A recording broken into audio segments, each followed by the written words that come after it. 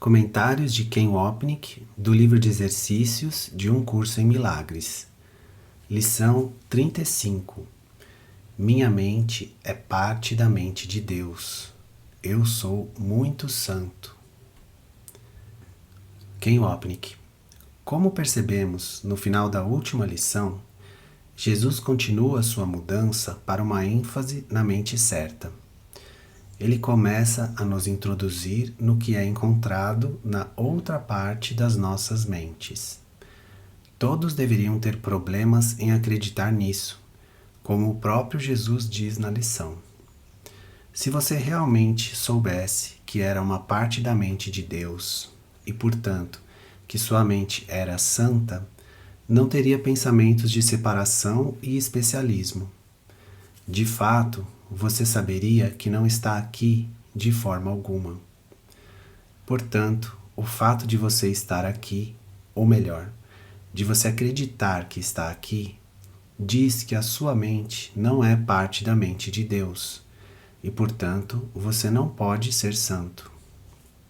Nessa lição, e de forma crescente nas próximas 15, Jesus nos ajuda a perceber que existe outra parte de nós, o que é conhecido na primeira parte do texto como a mente certa. Essa parte, através do Espírito Santo, ainda está conectada à santidade de Deus que nunca mudou, apesar dos nossos sonhos profanos de culpa e julgamento. Jesus. A ideia de hoje não descreve o modo como vês a ti mesmo agora. Descreve, porém, o que a visão te mostrará. É difícil para qualquer pessoa que pense estar nesse mundo acreditar nisso em relação a si mesma. Ken Wapnick. Jesus está nos mostrando que ele sabe que não é assim que vemos a nós mesmos e que ele não espera que acreditemos no que ele diz sobre nós. Seu propósito é iniciar o processo de nos ensinar que existe uma alternativa real em nossas mentes. Ele não quer que isso seja usado como um mantra que repetimos de novo e de novo, através de todo o dia, para calarmos nossos pensamentos não amorosos. Ao invés disso, ao manter nosso treinamento, ele quer que levemos nossos pensamentos não amorosos para esse pensamento amoroso. Esses pensamentos não amorosos envolvem alguma expressão da nossa crença de que somos profanos e pecadores. Portanto, iríamos nos elevar à nossa nova forma de compreensão, que é a de que existe outra forma de não apenas olharmos para nós mesmos, mas outra forma de pensarmos sobre nós mesmos. Quando trazemos a escuridão dos nossos pensamentos profanos, ilusórios, à luz do pensamento santo e verdadeiro, a luz dispersa a escuridão. Jesus diz: no entanto, é por não acreditar nisso que ela pensa estar nesse mundo. Ken Wapnick. Esse é o ponto que estávamos afirmando. Pelo fato de não acreditarmos que somos uma parte de Deus, precisamos acreditar que estamos nesse mundo. Viver aqui como um ser separado, física e psicologicamente, entre outros seres separados, é a sombra do pensamento que diz: estou por conta própria, separado de Deus. Novamente, o próprio fato de acreditarmos que estamos aqui como corpos atesta a crença subjacente de que somos separados e, portanto, não acreditamos que nossas mentes são parte da de Deus e são santas. Essa lição, então, reflete o princípio da expiação, a crença de que, embora pensemos ter deixado Deus, na verdade, a separação nunca aconteceu. Então, eu realmente sou uma parte de Deus, e, portanto, muito santo.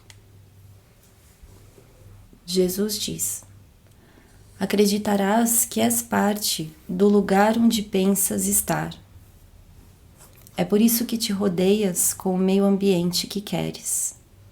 Ken Wapnick. Nós acreditamos que estamos nesse mundo e, como parte disso, como um corpo separado, vivendo entre outros corpos separados.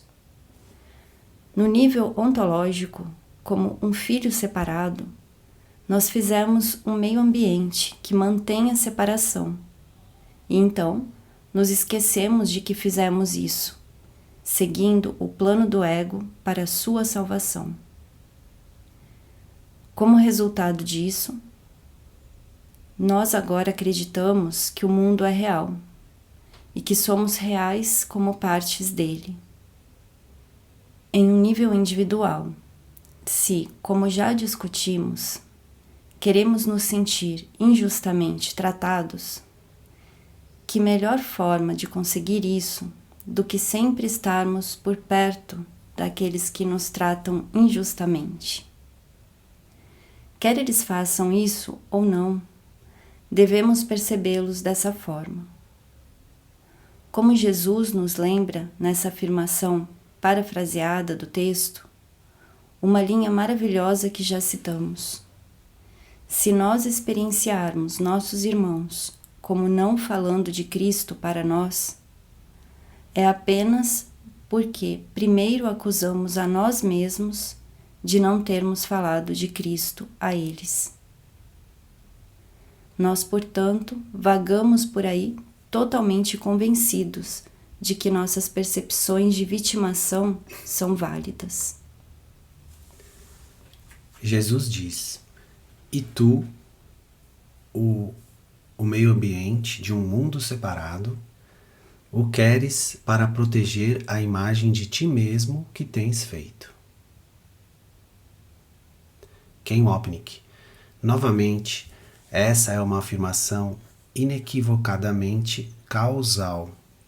Nós fizemos um mundo físico de separação para proteger a imagem de nós mesmos como seres separados. E por isso nós deveríamos estar certos de que Jesus nunca está falando sobre mudar ou salvar o mundo. Não há mundo. Ele fala apenas sobre salvarmos a nós mesmos da autoimagem que fizemos, a pecadora, culpada e fragmentada imagem de medo que nutrimos dentro de nós. É o nosso desejo de sermos separados que é a causa do mundo separado.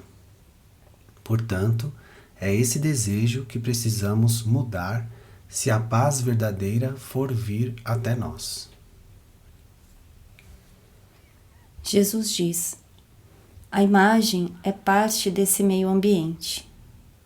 O que vês, enquanto acreditares que estás nele, é visto através dos olhos da imagem.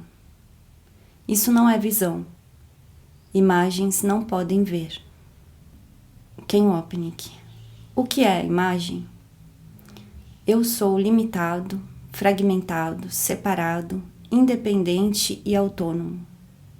A natureza do mundo e de tudo o que há é a projeção dessa imagem. Todos nesse mundo estão sozinhos, que é porque o especialismo é uma defesa tão poderosa. Uma de nossas necessidades é fazer as pessoas estarem conosco para que não vivenciemos a dor e a solidão que inevitavelmente vem por sermos parte desse mundo, vivendo em um lugar fora do céu, nosso verdadeiro lar. Esse parágrafo é bastante significativo e deveria ser estudado cuidadosamente. Todo o sistema de pensamento de Um Curso em Milagres, sua metafísica, o sistema de pensamento do ego e o seu desfazer através do perdão pode ser reconhecido nessas passagens. Jesus diz: a ideia para o dia de hoje apresenta uma perspectiva bem diferente de ti mesmo. Por estabelecer a tua fonte, estabelece a tua identidade e ela te descreve como realmente tens que ser na verdade. Ken Wapnick. Em outras palavras, eu sou uma parte de Deus e sou muito santo. É por isso que a fonte e identidade estão em letras maiúsculas. Jesus está falando sobre Deus e Cristo, que é o nosso verdadeiro ser. Jesus passa agora para aquele que percebe, ao invés do que é percebido. Na verdade, nesse ponto, Jesus não está interessado no que é percebido do lado de fora, mas apenas no que pensamos. Jesus diz: usaremos um tipo de aplicação um pouco diferente para a ideia de hoje, porque a ênfase hoje está naquele que percebe, ao invés de estar no que é percebido. Ken Wapnick. Podemos entender melhor a ênfase intensa nessas primeiras lições sobre o exame de nossas mentes, uma vez que são as nossas mentes, o verdadeiro perceptor, que precisam de correção. Portanto, lemos. Jesus diz: começa cada um dos 3 períodos de prática de 5 minutos de hoje, repetindo a ideia do dia para ti mesmo, e depois fecha os olhos e investiga a tua mente, buscando os vários tipos de termos descritivos nos quais te vês.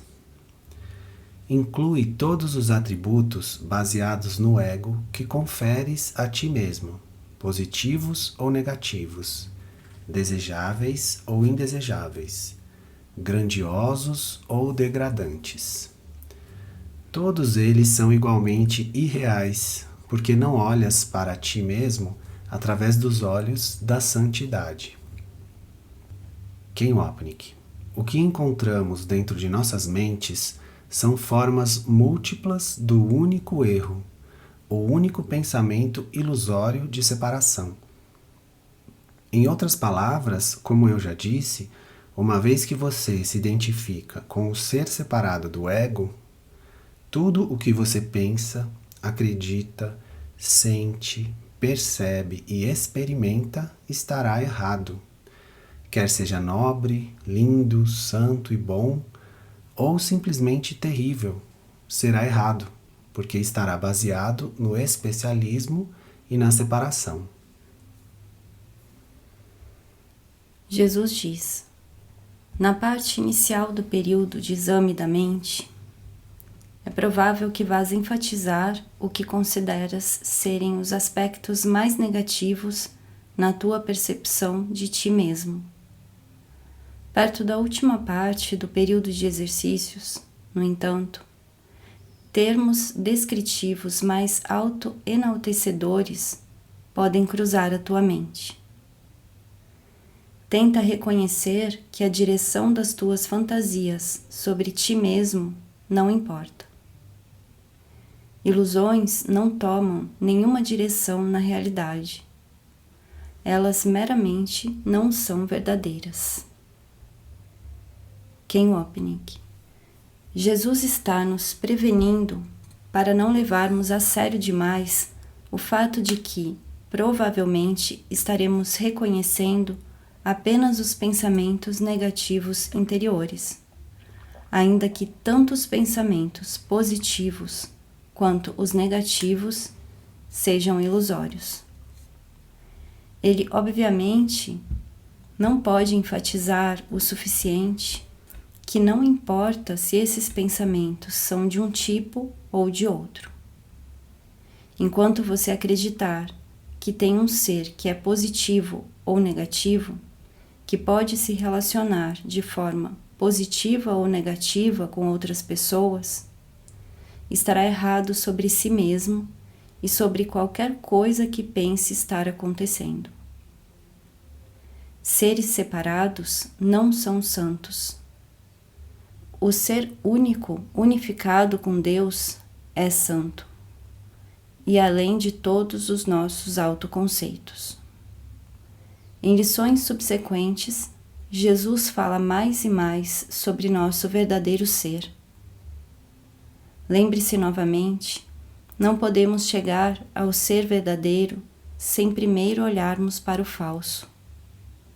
É por isso que essas primeiras lições do livro de exercícios se focalizaram em nossos pensamentos equivocados e em nossas percepções errôneas.